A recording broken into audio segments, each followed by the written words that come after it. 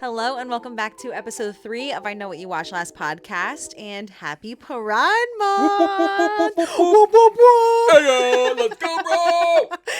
I am one of your hosts, Tess. And I'm Alex. And we are very excited for this episode because we are doing a Pride episode where we picked the most depressing movie ever! Woo! We are doing Leviticus, and we saw it this morning at 9:20 a.m. Breakfast. Was that the earliest? That's the earliest I've ever been to a movie theater. I agree. We were the only ones in the movie theater. Yeah.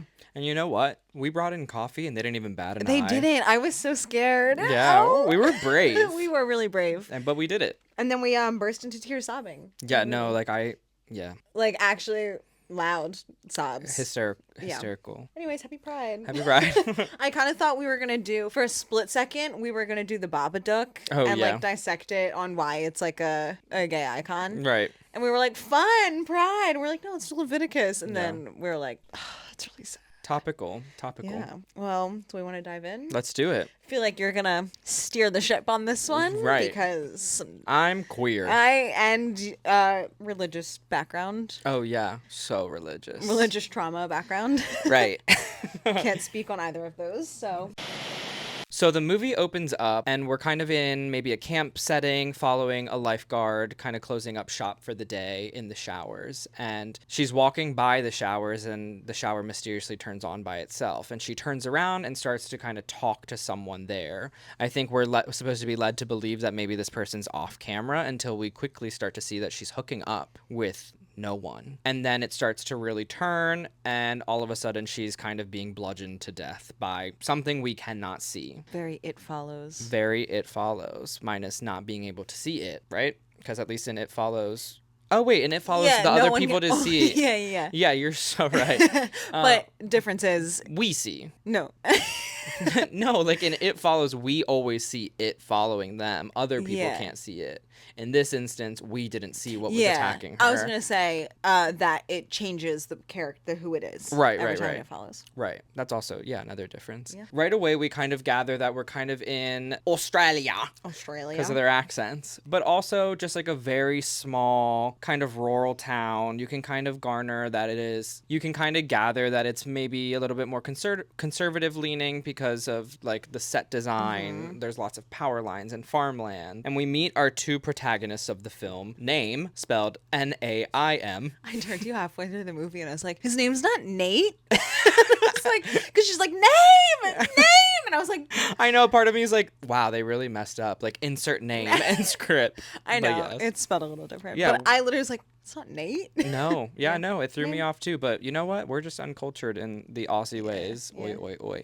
So we meet Name and Ryan, they're two teenage boys in high school. And you can tell that they are like besties and have kind of maybe some budding romantic feelings for each other as they kind of like roughhouse and wrestle around as teenage boys in, like, do. The mill. Or whatever. It was like an abandoned... Yeah. Mill. I didn't grow up in the rural. That's another way that you can relate to this movie. Right. I grew up in the rural. Is this fucking play about us? You? Me. Yeah. Honestly, watching this movie, I was like, wait, this was my high school experience. Yeah. I too was possessed by a demon. And still am. Pride Month. Insert the joke I'm trying to make. Right. Do you know what I'm trying to say? Pride Demon Month, yeah. Anyway, so they're roughhousing a little bit, and there's a little bit of an intimate moment, as such happens sometimes when two, people are trying to figure out their feelings, and they start wrestling, and then all of a sudden you're inches away from each other's faces, and you might share a kiss, you might not. And obviously, this is a secret. As they're walking out of the mill, they're like, let's not talk about this. Wait, I want to ask you about something. Yeah. So while they're kissing in that scene, Name sees their reflection and like almost like sees what they're doing. Mm-hmm. And that's when he freaks out. Absolutely. So that's actually something that I think I want to touch upon throughout the episode too, is the use of mirrors and reflection. Oh, yeah. There's so many wonderful shots in the movie with reflection, and that is such a good tool to kind of drive the story forward. And like when you're doing like self-discovery or struggling with who you are, Inside Out, Mulan, Who Is That Girl I See? Who is that girl? Exactly. You can relate to that. I am a Chinese warrior. You are. Right. Anyway, so yes, right off the bat, we see that like out of the two of them, Name is kind of like a little bit more of the softer one. Can't like pick up heavy stuff like Ryan. Well, could Ryan pick that up? Right, eventually. Yeah. But we see that he's kind of like the softer, more gentler one. Ryan is going to be putting on more of a tough exterior, and we kind of are starting to get the setup for who these two characters are. Immediately fell in love with the characters from the get. I just thought their dynamic was so natural. The chemistry was so like just genuine, and I knew that we were in for a ride after kind of that opening sequence. Still trying to hold the like, bro, we're bros. Yeah, which like hot? Question mark? Yeah. I also am happy to see Joe Bird still in horror. Like, I thought he was so good in Talk to Me. Right. That also Australian horror. Slaying. Have you seen Bring Her Back yet? No. I forgot about it. That should be an episode. It's so good. Okay. I would have to rewatch it. I might like it more than Talk to Me. Okay. It was in my top 10 last year. Isn't Talk to Me getting a sequel, prequel? Talk to Me. Talk Back to Me if it's a prequel? Oh, I don't know. Okay, so then we see that the boys both belong to the same church. And we meet Name's mom, who is Mia Wachowski. Is that her name? Wasikowski? Alice. From Alice in Wonderland. And beware of crimson peak. Oh my God, yeah. Why did I give her Alice in Wonderland first? Right. But I was very happy to see her and stuff. She is Name's mom, and she kind of, you learn that she's like the religious one. I missed it because like there was like a little bit where I'm like, what are they saying? Oh, right. Where I turned, I was like, what did he just say?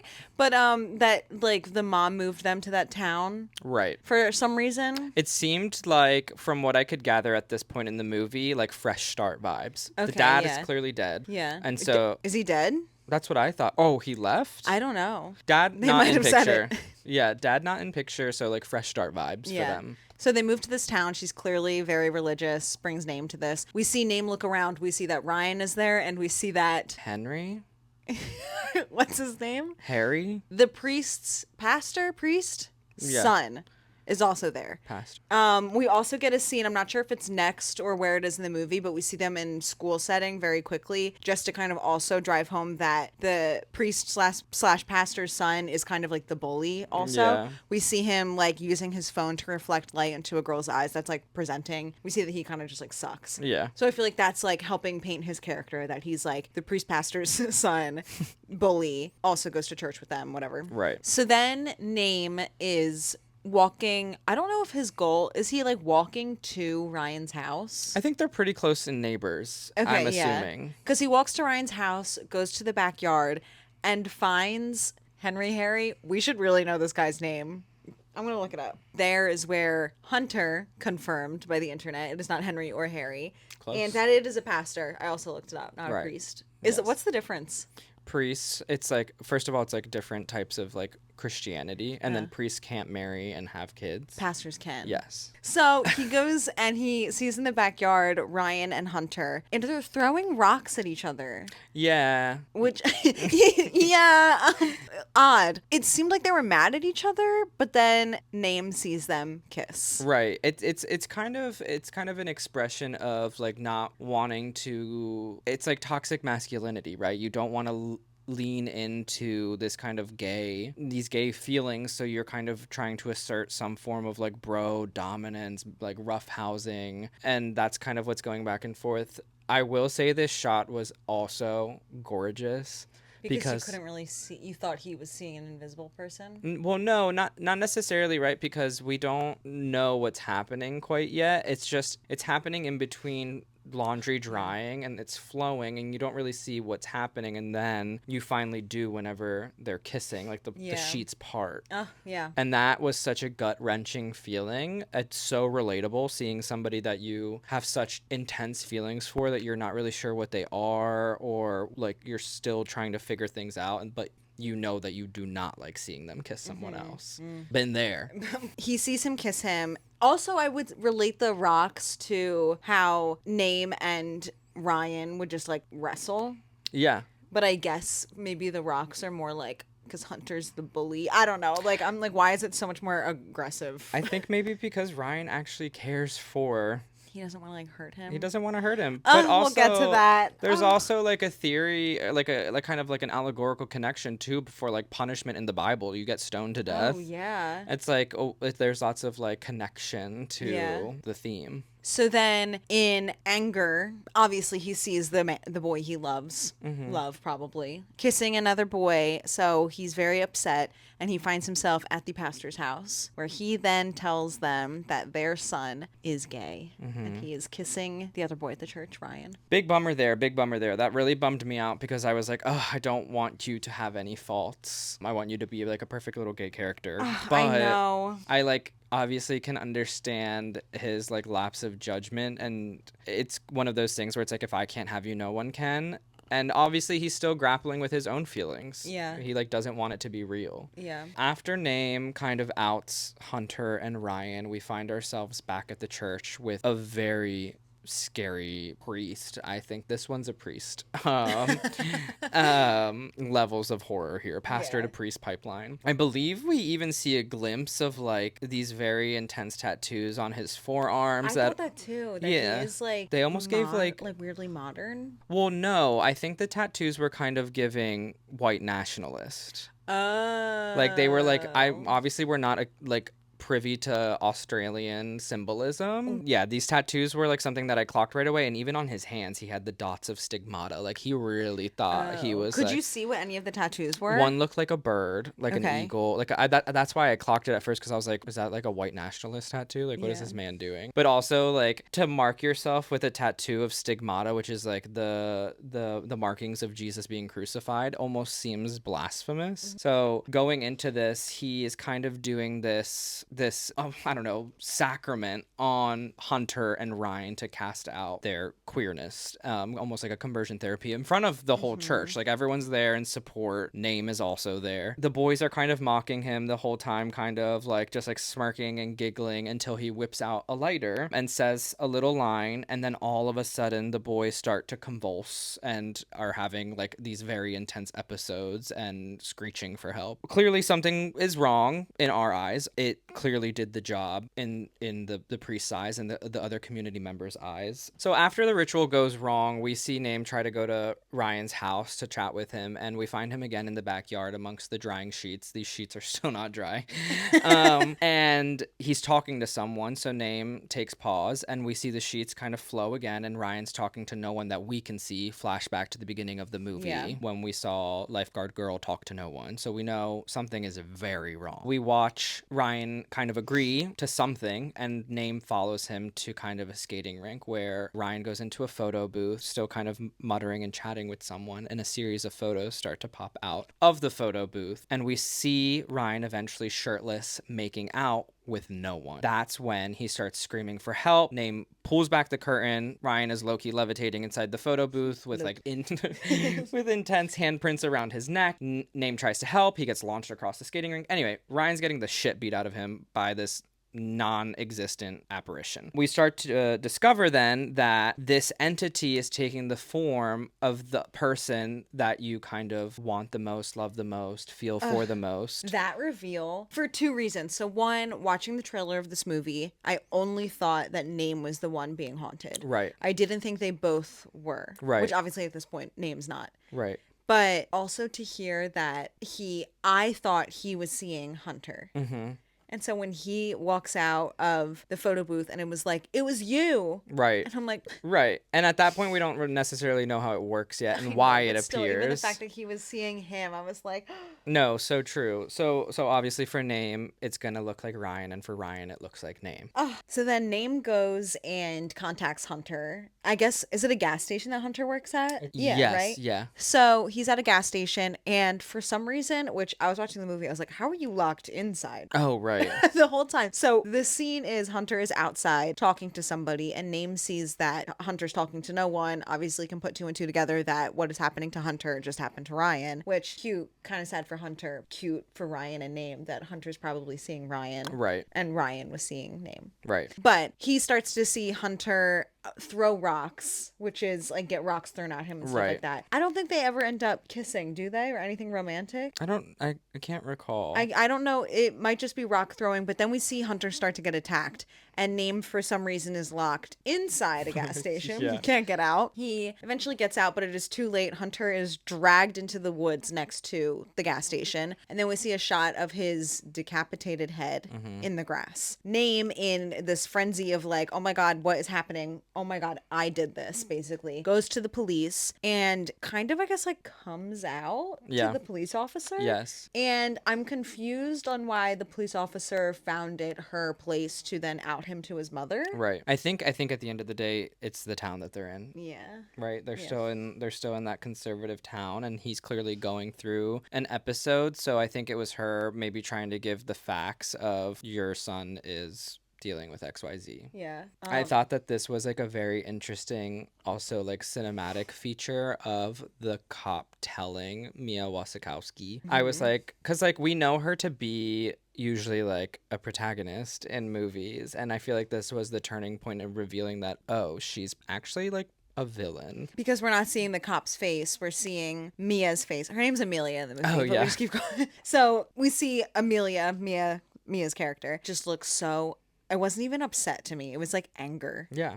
Disappointment, Yeah, disgust, like yeah. the slow panning like around. Like I was just like, damn it. And we talked about it in the car afterwards. There's just some things I can never relate to, and being that disappointed in my child Right. Your for non-existent being child. in love. Like, I Yeah. just will never wrap my head around. I don't know. It makes me upset. I Yeah. don't, that's so, anyways. It's a horror movie inside a horror movie. Yep. Amelia ends up finding out that her son, I was about to call him Joe, but that's his name, but it's not in the movie, that her son name is also gay and likes Ryan. So when she is driving, she ends up taking him to, is it at their house? I think they pull up to their house. I'm not sure. Unimportant. She's driving them home. She pulls up to what I presume is their house, and Name looks out the window and sees the priest that did the ritual to Ryan and Hunter coming outside their door, and he is freaking out. And this is what I presume conversion therapy would feel like to a queer child. Yeah, I mean, a lot of times it's like kind of those camps that they like kidnap you in the middle of the night, and like it Yeah. like gave that vibe. Yeah. Where like the parent just kind of like disassociates and does not give a fuck, and then the two men were dragging Name into his own house for this deliverance, if you will. Awful. Is conversion, was that like, obviously like growing up in the church, I don't know, but like, is that still, I mean, obviously it's still a thing, but like, was it a thing in like your neck of the woods? No, we never really talked about it too much in like the Catholic school system that I was in. It was more so like at that point in adolescence, they focused more on like just telling you would like burn in hell versus trying to like convert you right away. Yeah. I think it's like, again, like different kinds of Christianity that participate more in that, and it's still very much a thing. I mean, it's still legal in some states. Yeah. Have you ever seen But I'm a Cheerleader? No, actually. No. It's a good movie. It's about like conversion therapy camp, but like very campy. Right. Like RuPaul is one of the like, Counselors. yes, it's so So funny. funny. So we see the ritual happen to Name, and now we know that he is going to start experiencing the same things that Ryan and Hunter have experienced. So after Name's kind of deliverance ritual conversion therapy moment, we are at Hunter's wake.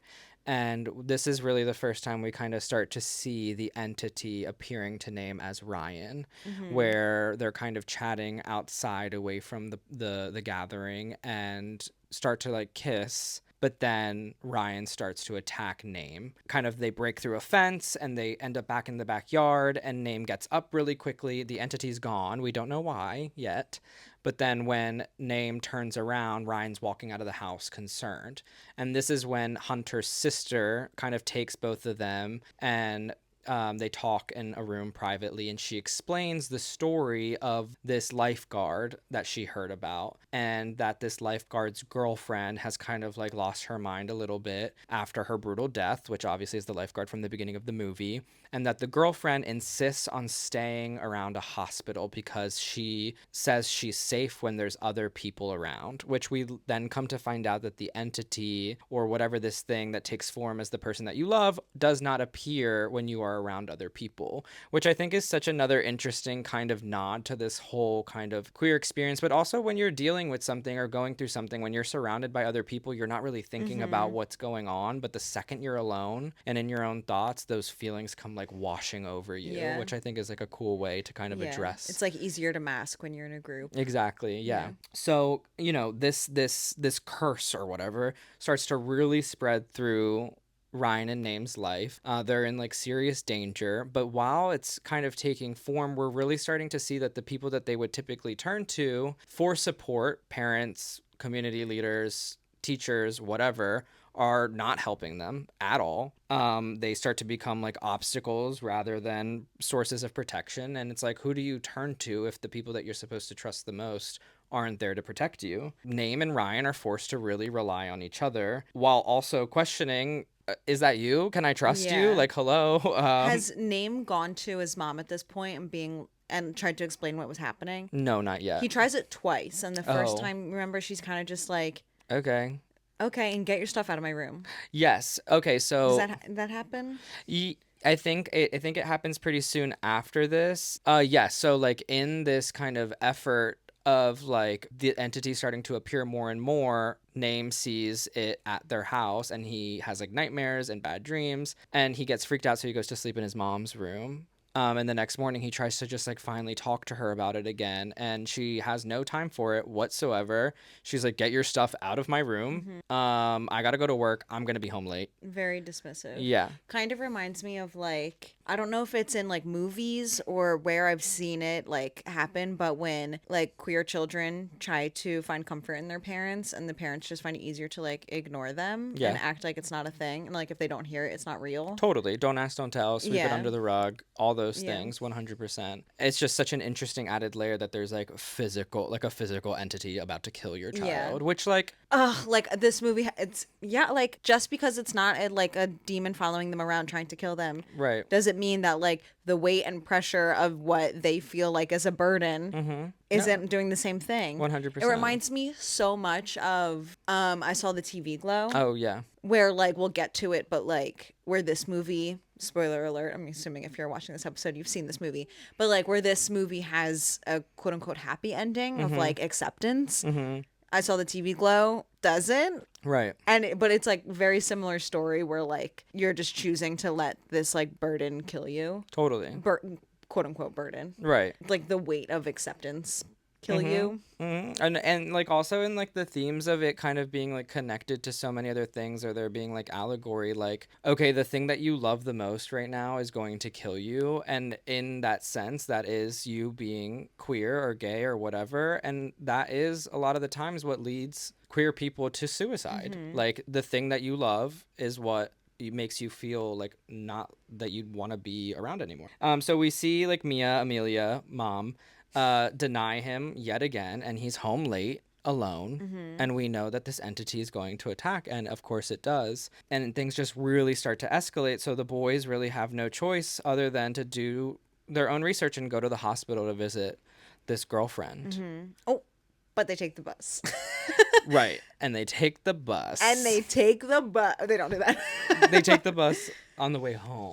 Yeah. Was that the way home? Yeah, it was on the way home. So once the boys get to the hospital, they finally find the girlfriend of the lifeguard from the beginning of the movie, and she seems haggard, tired, exhausted. And they start to explain to her what's happening to them. And she's just at this point like, nothing you do is going to fucking fix this. And she starts to kind of lose her mind a little bit. And they're like, damn girl, okay. But they really start to understand the real rules of what this thing is. Yeah, she the one that is like, it's gonna show up as the person you love the most. Yep. And that's kind of when we got the little bit of a reveal of like, oh my god, Hunter saw Ryan saw Name Ryan never Ryan. saw Hunter. No. Loves Name. No. Talk about a love triangle. That like, I think a big thing when looking up this movie about like facts and everything like that, where it was like, is this a horror movie with a romance subplot, or is this a romance movie with a horror subplot? Right. I think it's a romance movie with a horror subplot. Oh, it just started raining so hard. I bet it's going to thunder. Hopefully the lights don't go out. The trees outside my window are going crazy. Spooky. The boys are like, all right, let's just get out of here because the girlfriend starts to freak out. And they get back on their bus home. Bus scene. Tess loved this bus scene. If there's one thing you know about Tess, she loves watching boys kiss. The bus scene also, it was so cute. It's romantic. It was so cute because they just heard this like really scary news that there's no hope. Right. And is this where he's just like, there's no point of running from each other because then this entity is just going to turn into somebody else. Then when Right. I fall in love with somebody else. And he was like, I don't want it to look like any other dickhead. Right. So romantic. Romantic. They were like, oh, it was just so cute. Yeah. It was. And like a steamy hookup scene ensues on the back of the bus. The whole time I'm like, there's people so close to I you. know. There's nothing more queer than a public hookup, I guess. Honestly. Montage. Can you do like the symbol? I'll put up all the photos I've taken of you. All the symbols floating around. Yeah, lots of really cute things that happen in this scene. But like the one piece of information that I think stuck out from the girlfriend was lots of like wonderful moments in this scene, steamy, cute, romantic, but something that really stuck out that while they were hooking up, I was thinking about, the girlfriend at the hospital was like, the more you guys spend time together, the more it's going to learn and look more and more like you. Mm-hmm. And during this hookup, Name does something a little spicy sexy where he licks Ryan's ear. Mm-hmm. And I was like, that was like such a focused moment that's gonna come into play later. And Ryan liked it. Like his face, he was like, he loved it. And so I don't know that in this moment really takes a turn. They're going to start leaning on each other more and more and, you know, try to figure this thing out, I guess. The next day at school, we kind of see the boys in the hallway. Ryan is kind of really into this public hookup setting right now. So he's kind of like, I'm going to go to the bathroom alone. Name hesitates, doesn't want to go. Obviously still is kind of like unsure about leaning into these feelings. A few seconds pass. We know that Ryan is in the bathroom alone and kind of runs out, ear bleeding, basically severed off. Flashback to bus when when Name licked Ryan's ear, the entity is learning. So a bunch of people see this kind of happening and they're really shaken up. did we see a teacher also come out of the bathroom? No, so the teacher is walking down the staircase, runs into the bathroom to see who did this to Ryan. Okay. And then comes back out and was like, what? Like no one was in there. Oh, got it. Okay. I guess I missed that part because I was like, was the teacher the whole time? No, well, that wouldn't have been able to be possible because the entity can't be around That's true. other people. But that would have been funny. Like, teacher wanted a little taste. Yeah. So then we see Hunter's sister, who we met at the funeral, who helped the boys, suggesting that they look into the girlfriend at the hospital.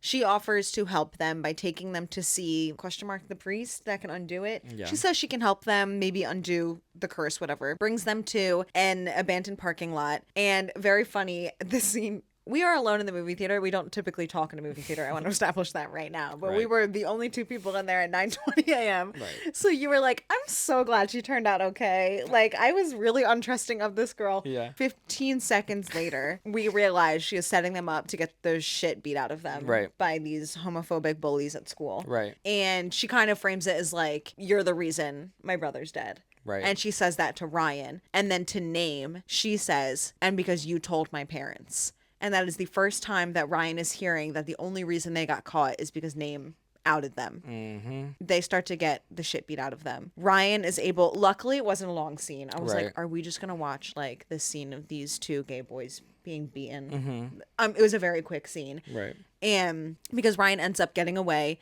stealing the car they came in, and very cute. I thought he was going to drive away. Right. He stops and he picks up Name. Obviously, Yeah. he doesn't want him to get hurt. Right. But in the car, he won't look at him. Mm-hmm. And he was like, he goes and drops him off at the house and is like, if you see me, it's not me because you're never going to see me again. Yep. Heartbreaking.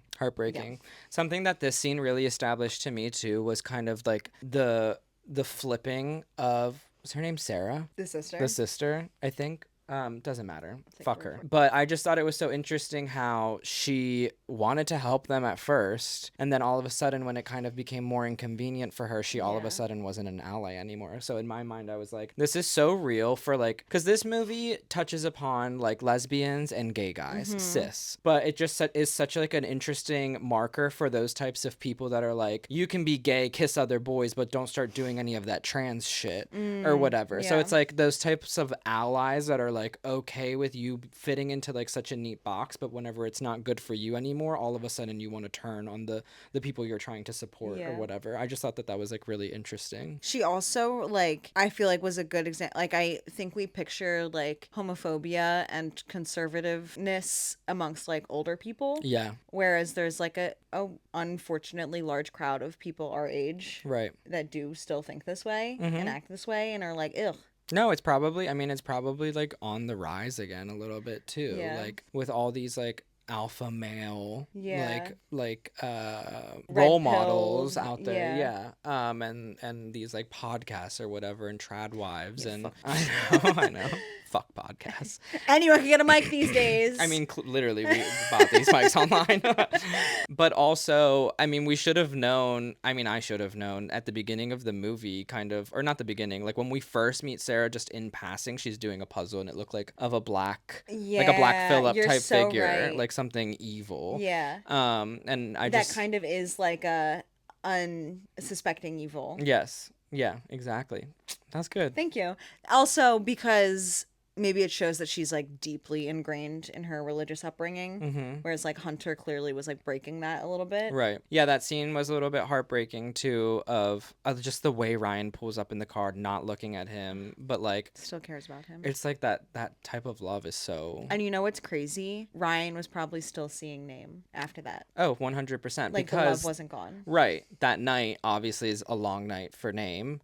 Yeah. Where he's genuinely alone, mom is gone again, and his like big climax chase scene, like murder moment starts to happen with the entity, and ends up at the mill, kind of where we first see them roughhousing, and we discover at the house during this fight scene, like we really thought Name was about to die. And I was telling you this after the movie. I thought the movie was going to end there. Right. I thought when his hand was down his mouth, Name was going to die, and I thought this movie was going to end on like a bummer of a note. Right. Right, because he was like dead almost. Yeah. And we see Name fighting for his life, stabbing the entity. Nothing's happening until not even a flinch. Not even a flinch. Did not care. Like nail file in eye. Did not care until Name pulls out a lighter and lights it, which was like an important part of the ritual. The priest used a lighter to kind of say his little line, and then all of a sudden that's when they started convulsing. So this entity cannot deal with fire. Chase scene to the mill. Name. Well, he stops at.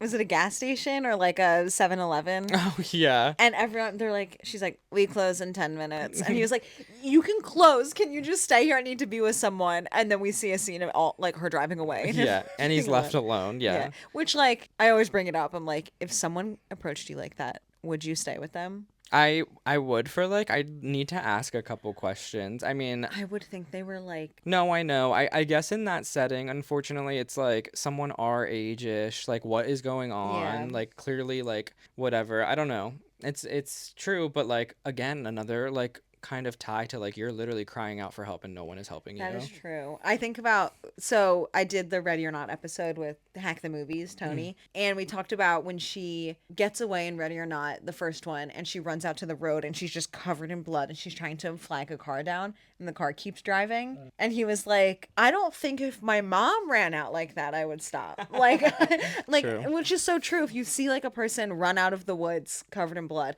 he wasn't running out of he had blood. He was injured. He had like some blood on him. He just runs into this gas station screaming, also pointing out the window, being like, do you see that person? Oh, yeah. And they're all like, no. Yeah, that's so true. I would just be like, oh, I know you're in like a mental health episode. Can I call like someone to help you? Right. And it's unfortunate how conditioned we are in today's like time to like mind your own business. At least that's such like city mentality, like living in Philly, like you kind of just like a lot of the times mind your own business. I've tried really hard to kind of go back on that. Yeah, like undo that. If something's going on or someone's being loud, I at least try to do like public surveillance in the sense of like sticking my head out my door to be like, whatever's going on, someone's watching you. I don't know if it's good or bad, just letting you know someone's watching you. Yeah. But yes, so chase scene after Australian 7-Eleven leads to mill. Fight scene ensues, more fire, and Name decides to set the mill on fire and trap the entity inside. Which is then kind of, you know. Yeah, where we also think at this part that he beat it. Right. where like Name knows how to beat it. There's also like a weirdly lightness in the movie now because like we do think he beat it. And at this point, which is also funny, where you're like, why isn't he just like texting or calling Ryan and being like, use fire? Yeah. And then we get a scene of Name calling and his phone isn't picking up. Right. So then we see a search party for Ryan. And in my head, I'm like, he's dead. Yeah. He's a goner. But then he has a conversation with his mom at this point, Name and Amelia. And he starts to explain that he is being hurt. And I loved that wording. Yeah. Where he wasn't like, there's this entity. And it's like, he just was like, this thing's hurting me. And Ryan. And yeah. And he was like, and it hurt Hunter. Mm-hmm. And I just thought that wording was so powerful because your child saying that and her being like, I know. They told me that would happen. That was such a crazy review. And she was like, I'm not going to be here forever. And sometimes fear is what keeps you safe. Crazy. I never expected her to be like the villain. A villain, at least. But And what's like, crazy is there's so many parents like that 100%. that think that their child living in fear and like shoving that down is a safer way to live, even though you're being hurt, is better than your child just being happy and in love. Right. There's no hate like Christian love. Sorry if you're Christian. If you're Christian and homophobic, what are you doing Yes, here? that's true. Yeah, get out. Yeah. She's gay. Get out of here. We repel you in the name of Lilith. I don't know. Hecate. I don't know. I always was think loud. of Jinx Monsoon with Hecate. And we know that's real. Look at her. Yeah, queen. We kind of then see Ryan at a bus stop. And Name walks up to him. Name walks up to him, and another very clever like film trick with the rules that they have established. The bus lets out. All these people are around, and they're seeing each other, so we know it's not the entity versions of each other. And Ryan goes, "Is it really you?" And Name goes, "Yeah." And then they get on the bus together. and like happy music starts playing. They're sharing one headphone, wired. Name looks out the window, sees the entity of Ryan. Mm-hmm. We know that it's not. It's not over. He's accepted it. Yeah. He's like, you know what? I fucking love Ryan. Mm-hmm. And if this so-called burden that everyone in my life thinks I have, I'm just going to live with it. Mm-hmm. Because I'm so happy being in this bus, sharing a headphone with Ryan. Exactly. And cue both of us just bursting into tears Yeah. because they are both so happy on this bus, leaning their heads on their shoulders. Right. It's such a real thing. Like even the acting in this scene, the way they look at each other, like I've felt that look. Like when you're looking into that person's eyes, or even just looking at them while they're looking off into whatever the distance, and you're like, I do not care about this soul crushing feeling or like other people's opinions or the fact that literally like a couple weeks ago I didn't even want to be here anymore because of everyone else. Yeah. And all of that just dissipates. That acting was so good. And the hint of just like seeing entity Ryan in the distance as they're driving and them just being like, whatever, we're obviously gonna have to deal with this forever. It's like so such real. a beautiful metaphor. It is, because like as queer people, you do, unless you start to really like force yourself into a bubble, which always isn't fair, you do deal with it all the time, like no matter what, even just like holding hands down the street or whatever, like there's always something. And they just choose each other, and I choose to believe they live happily ever after. So fuck it. I think so too. I think so too. And I just keep thinking about, I saw the TV Glow. Where like I think my Letterboxd review, I think that character's name's Owen, where I was like, I just wish Owen went into the pink opaque. Yeah, well, he like chose a life of solitude. Yeah. Did he not? Like, Yeah. and that's like another, oh my God, like another meaning of like chosen family community. Like as queer people, you build this community so you're never alone. Yeah. Therefore, that entity's never gonna get you, baby. Like, And I, like, Name's mom wasn't a help at all during the movie. And her No. being like, I'm not going to be around forever. Bitch, you haven't been around this whole movie. Oh. Oh, go back to Wonderland, cunt. But, like, what are you helping being here? No, I know. And I thought that was such a perfect, like, nothing about this movie felt forced. Like, everything was answered. Everything was just placed so perfectly for me. And that was the last thing Name needed to know that he could walk away. Yeah. Was that door with his mom being closed. Yeah. Because, like, obviously you love your mom. Like, and you never, like, the relationship between mother and son is, I don't know, so interesting, I think, as queer people, at least from my perspective. And once that door is closed by the like maternal figure or like parental figure, it's like, what else is left here for me? Yeah. I just like can't believe there's parents out there who would like, I bet Amelia is sitting and is like, I did all I could do for my son and now he's safe in the world. Meanwhile, no contact with your child ever again. Right. You don't know if your child is alive or dead. And like I think about, oh my God, I think it was like a TV interview or something. I can't remember what it was. Or like a comment, but it was like a parent talking about their trans child, and people were like, what if your child changes their pronouns, like whatever, blah blah blah, or like keeps changing.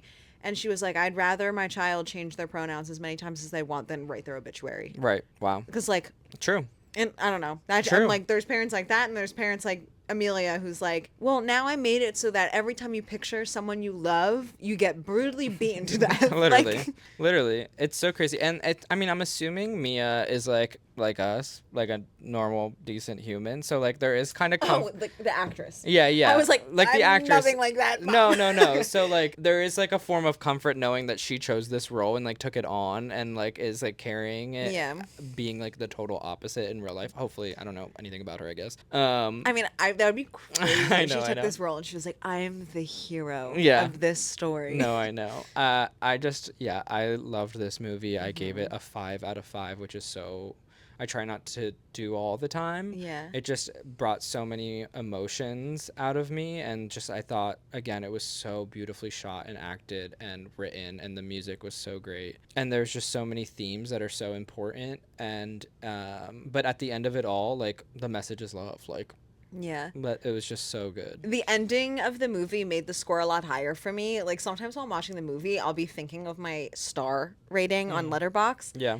And when I thought that he was dying in the bathroom and it was going to be like a sad ending of a queer movie, have you seen people posting like movies to watch this month about gay love that don't end in tragedy? Oh. Like that. And Yeah, it is yeah. like very like specific movies. And I'm like, yeah, that does need to be a list because a lot of queer movies are really sad in the end. Which I think is also important to show in Yeah. media because unfortunately that is a reality also. Yeah. I think both are very important to The show. straights get it too. La La Land. Right. You end up being separate but super successful in your careers, and we end up dead. Just kidding.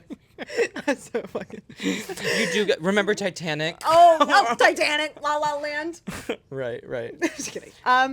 But when it became a happy ending, I was like, also the fact that we like burst into tears. Yeah. I think it's like a 4.5 for me. Yeah. I don't know if I've said it in a podcast yet, but I'm going to make us at the end of the year say our top 10 movies of the year in order. Oh, good to know.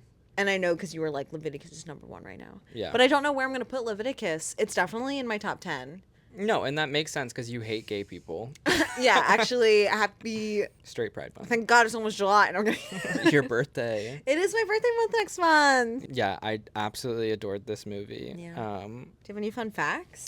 Mine aren't necessarily fun. I just thought that they were like, I mean, obviously religious trauma movie. I don't know the story of Leviticus. Is it the story of Leviticus? Like, Well, what is... So in the Bible, there's different chapters and books. And so it's like, so confusing. yeah, the book of Leviticus. It's basically the book that every like evil Christian person uses to discuss homosexuality as a sin. Does it say the words homosexuality in So it? here's the crazy debate. It was written in a dead language. So the translations of it are like these words did not exist back then. So then whenever they were translated into modern English, they pick and choose what they mean. That's so frustrating. So essentially there's so much debate around what the words were because like there was translations from Hebrew, Greek, like you know what I mean, like stuff like that. And a lot of it was like, yeah, lying with another man, but in what context? And a lot of it is debated to being like for political power. Like you can't force like someone under you to be under you. Yeah. A lot of it touches upon pedophilia, and a lot of it touches upon like prostitution, but not necessarily, because they love to pull this line that's like, you can't lie with another man as you do with your wife, and it's like, well, but for what reason? Because that wasn't a thing. Yeah. But what I thought was interesting, that in Leviticus there are outlines for rules on burnt offerings and how that's like a sacrificial system to kind of have this deal made. And the fact that the lighter and fire was such a prevalent thing in this movie, I thought was really interesting. But then also in Leviticus, you hear the words from God that if you aren't like obeying his rules, obeying all these different things, that it will result in like brutal punishment and pain, and then ultimately exile, which at the end of the movie, they leave. Exiled. Yeah. They choose to leave. I just thought that was interesting, an interesting way to talk about the themes of the Bible, and wrap it into this like love story, this horror love story. Yeah, I didn't find too many fun facts about this movie. Hey, what do you mean? I did see that the director wanted to shift it away from it being like a demon inside of like queer youth story, because he didn't want to like perpetuate that that's like a thing. Right. 'Cause I'm sure a lot of people do think that. And so he wanted it to focus more on like the feeling of isolation that queer youth feels. Yeah. That it is like only them seeing this thing and no one else sees it, no one else understands it. And I liked that. I liked that it wasn't, because he's I might be like slightly misquoting it, but I think he wanted to make like a queer take on The Exorcist at first, interesting. and then he like didn't want it to be like a possession of a queer person. Right. And I like the way that this story went. Me too. I also read too, so the thing that really started to make me sob in the credits was like the song choice. And it's the first time I read that like the director actually personally wrote to Frank Ocean. It's a Frank Ocean song. Was it Self-Control? Yes. And it's the first time, I believe, that Frank Ocean has given permission for his music to be used in a film. Wow. He's a very, I know, like, buying his physical media is kind of complicated. Yeah, he seems like like a very, like, intentional artist. Yes. No, and I agree. I really hope this movie does numbers and gets seen. It's the highest rated horror movie of the year so far. Wait, really? Yeah. Above Obsession, too. What? Yeah. I think mean- it has like a 97 or something, and Obsession has like a 95. I mean, I do agree. Obsession's my number one movie of the year. I know. You hate gay people. Yeah, I absolutely adored this movie. I want all of you to go see it, like, immediately. To 9:20 a.m. Do it like us. 9:20 They let you bring a.m.. coffee in. They let you bring coffee in. And if they don't, tell them it's homophobic. Especially during Pride Month. You have a couple more days. Make them count, or you hate gay people and queer people and everything under the rainbow. And I just really want people to see this, not only for the entertainment factor, the beautiful cinematography, the acting, all the amazing things, but maybe if you have never had to deal with this type of stuff, or you've dealt with it in your own way, I think it's a really interesting way to get a glimpse into what queer people deal with, what queer youth deals with, what we face, what we've overcome, and that at the end of the day, happy endings are possible. Yeah. I think it's so, these are not the right words, but like crazy to compare like a heterosexual first crush, that it's like almost celebrated. It's like very excited. You don't question it at all. Like I never Right. questioned the crush I had on a boy when I was in kindergarten. Right. Whereas like queer children and like queer youth and stuff, it feels like something so wrong. 100%. Oh my gosh, yes. And the fact that you, like, to me, like, I told my parents when I started talking to my fiance, like, over Right. 20 years ago, I was so excited to go on dates with him. Right. And that, like, I'm sure it's different for kids that were more, like, it was more in a setting where it was okay. Totally. But, like, that you can't just be so excited about these feelings that should be good. and happy. 100%.